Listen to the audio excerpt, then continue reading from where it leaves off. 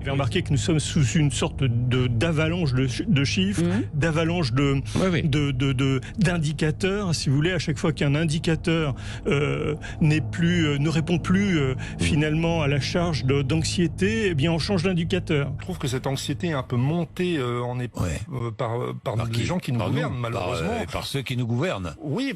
Non, pourquoi les médias, oui, peut-être un peu, mais honnêtement, les gens vous n'avez pas besoin d'en faire plus que ce que fait le gouvernement. Mais pourquoi Vous savez, quand vous dites aux gens qu'ils vont mourir, on voit les zones qui s'éteignent dans le cerveau. Ça s'appelle l'effet nocebo.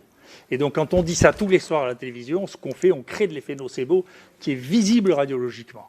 Le Conseil scientifique, lorsqu'il nous annonce la énième deuxième vague la semaine dernière, un certain nombre de ses membres sont sur leur site de vacances.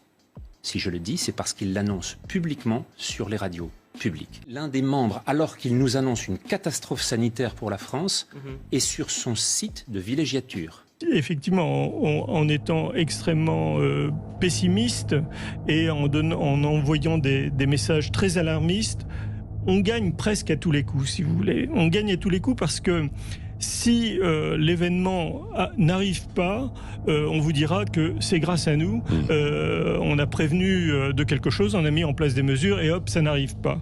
Et si l'événement arrive quand même, eh bien ils diront, on vous avait prévenu. Et on va commencer avec cette interview du professeur Perron, complètement en roue libre sur Sud Radio, en appelant les Français à se révolter. Et il faut comprendre que le gars, c'est son métier de trifouiller du virus. Donc quand il te dit que les tests PCR, c'est totalement bidon, je reprends ses mots. Qu'en Italie ou en Allemagne, ils sont à 20 cycles et qu'il n'y a pas d'explosion d'épidémie, en France, on est à 40-45 cycles. C'est complètement débile sur le plan scientifique, car ça crée des millions de faux positifs. On est d'accord que Perron, il connaît son boulot. C'est pas un manchot qui fait du ping-pong. Et il continue en disant, on est en train de verrouiller la démocratie, nous sommes en état d'urgence permanente, donc le gouvernement peut prendre toutes les décisions sans demander l'avis des députés. On est bâillonné avec cette prétendue épidémie. C'est politique. Ce n'est plus de la médecine. Le masque, pour moi, c'est un bâillon. On n'a plus le droit de parler aujourd'hui. On est dans une attaque frontale contre le peuple. Le peuple français doit se révolter. Et maintenant, en plus, on m'en veut parce que dans l'assistance publique, j'ai tenu des propos dissidents. On est en train d'essayer de mettre à mort mon service, il faut le savoir aujourd'hui. On m'enlève les moyens. Ah, carrément. On essaye de dire à mes jeunes... de les débaucher. Travaille plus avec ce charlatan, ta carrière est foutue. Mais c'est du vécu. J'ai encore eu des témoignages hier. Et maintenant, je vois que les jeunes dans mon service aujourd'hui ont peur.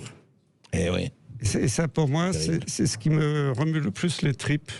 Je comprends. Parce que c'est toutes mes valeurs en médecine qu'on essaie de foutre en l'air et de détruire.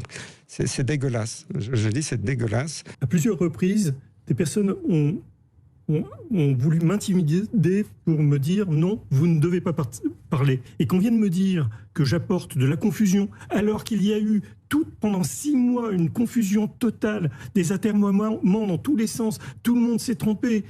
C'est insupportable d'entendre ça. Je me demande pourquoi, il faudra répondre à cette question, pourquoi les gens qui se trompent tout le temps, on continue à les entendre, ils ne sont pas discrédités, alors que ceux qui ont donné les bons chiffres, eux, on les critique. Je prends beaucoup de risques en faisant ça, parce que je n'ai rien à gagner. On a aussi le professeur Jean-François Toussaint. Alors Toussaint, lui, il est plutôt dans l'arme de précision. C'est un sniper. Il est sur les toits, tu le vois pas venir, le garçon. Il dénonce la manipulation des chiffres du Covid par Santé publique France. Je cite, les chiffres officiels de Santé publique France, une fois qu'ils sont corrigés, lorsqu'elles évitent les erreurs et les défauts de report, tu vois là, il vient de sniper, t'as rien vu. Puisque vous avez vu qu'hier soir, entre 20h et 23h30, nous avions 312 décès en France avant que Santé publique France reconnaisse une erreur et qu'on redescende à 12 décès. Alors, moi je vais vous faire la traduction. Il dit, une fois que vous aurez arrêté de nous prendre pour des cons, bande d'incompétents, et de gruger sur les chiffres de 20h quand tout le monde est devant sa téloche en annonçant 312 décès, et que vous rectifiez à 23h30 en redescendant à 12 morts quand les Français sont sous la couette, kidnappés par un matelas molletonné de 27 cm, va falloir arrêter de nous prendre pour des billes, bande de trous du cul de sac à merde. Bon, détends-toi, il a pas dit ça comme ça, Jean-François. Il a une image, il sait se tenir. Nous sommes dans des situations dans lesquelles